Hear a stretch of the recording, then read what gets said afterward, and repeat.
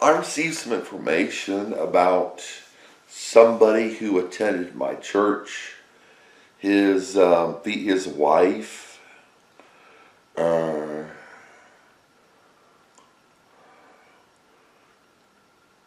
was a member of my church, I guess. And I knew his brother and her brother, and her brother said that his brother-in-law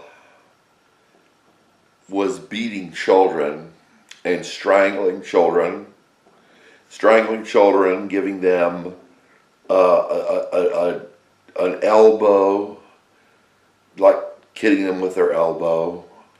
And it's interesting, I was surprised. He was at my church, and I knew his brother-in-law, and I knew his wife to some extent. And he raped me, and then he had a lot of children, and it's in Indiana. I don't want to say who it is. It's not something I want to say. He raped me, and I knew he raped me. I could tell. And and he got locked up for strangling. Apparently one of the children had a lot of children, and one of the children videotaped him strangling the other children, and he got something like 12 years, which I think is not enough. It's not enough.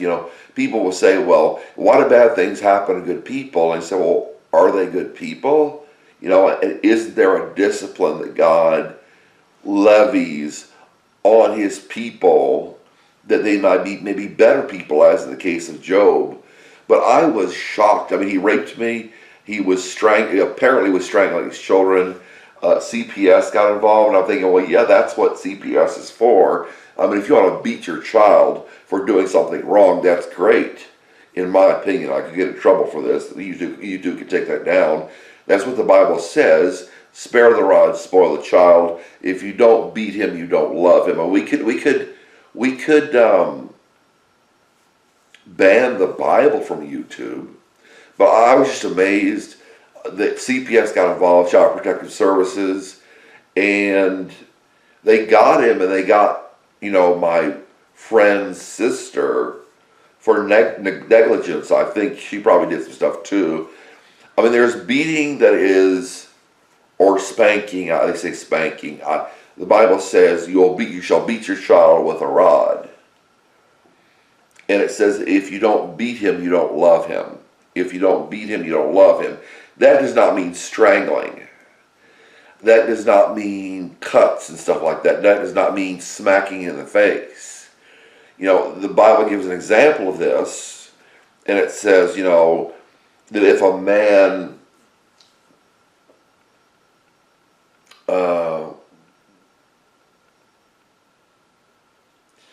say his wife is not a virgin, and the parents show the blood in the clothes, it shows from the hymen that shows she was a virgin, puts out a bad reputation for one of the women of Israel, that he was to pay a certain fine, as much as the father is his father-in-law, the father determined, and was to be laid out on the ground and beaten.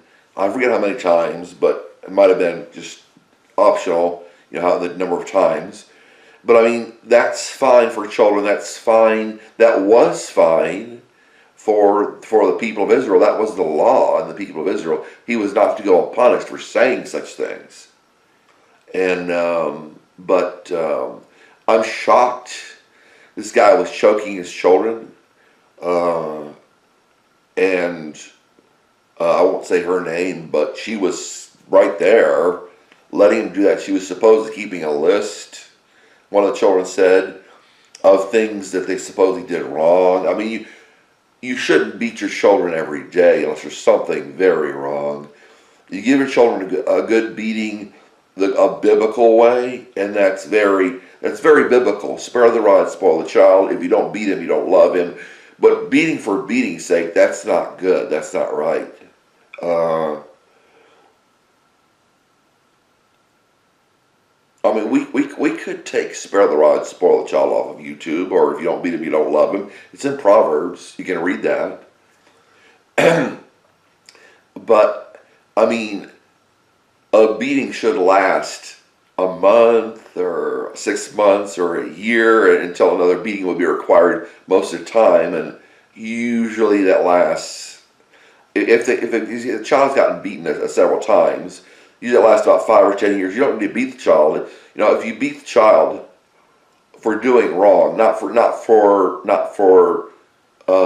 petty things, but for actually doing what is evil, that's a good thing. That's what happened with Paul. Paul was stretched out to be beaten, and he said, "I'm a Roman citizen who has not been through a judge." And so that's the case. I was shocked. The man was prominent, and I thought, well, they'll do that with poor people, with children, but they did it with somebody who had money. I was thinking, wow. I mean, is it actually real that our justice system works and doesn't just oppress the poor and hand over more cash to the rich? I was shocked. It was a life lesson for me. Sometimes these evil people who choke their children and suffocate their children, sometimes they get it. I